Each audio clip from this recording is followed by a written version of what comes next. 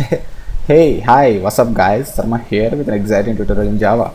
Today we are going to discuss on how to dynamically update or load different panels in our Java application. Here is small example for that. Here we have a JFrame with 3 buttons on it and a panel with background color red and a label red on it. When I press on the button green, it is loading another panel with background color green and the label green, and when I press on the blue, it does the same. Means it dynamically loading the other panels and updating the UI. This is our subject today. With that, let's get started. I coded this in Eclipse, and I actually don't want to waste time by recreating the entire UI stuff. Means I have already written some code to position these buttons and these panels in position, and let give me a moment to explain it, how I code it. Okay, just a moment. I have 3 buttons here which I have declared here, and I have instantiated and created objects here. Here we can see for each object I have set the bounds depending by using rectangles to position them in accurate positions, and I have added action listener to this. Means this is a class which implementing the action listener, and here is a public void action listener method which is going to implement our logic. We are going to implement our dynamic updation logic here. Okay, this is same this is true in case of other buttons too, the same one. And here we have a panel, jpanel pan holder, which is actually the hidden one, which is actually loading these 3 panels, pan red, pan blue and pan green. Okay, here we can see the pan holder is loading currently the pan red. This is why when I press, when I run this, it is loaded with a green one. Means it is the default one.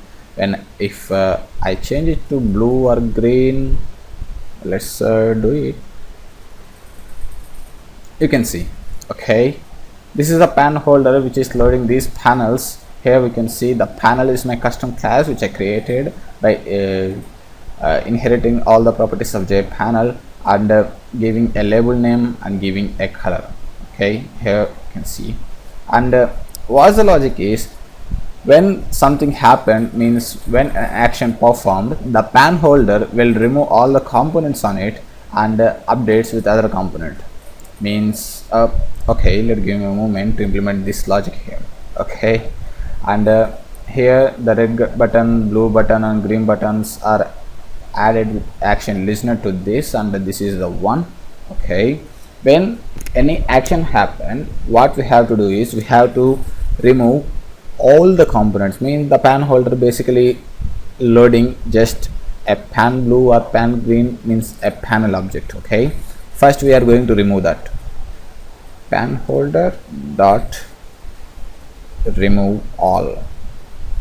It removes all the components on it. Then we will load with the component we want. Okay, we are going to check if AE is the argument of action event. If AE dot get source is equals to what say red. Red is the name of our button red, and if it does equals, then what we have to do is we have to load the pan holder with pan red. Okay, that's it. Let's copy this code, paste it, paste it up, just 2 times enough.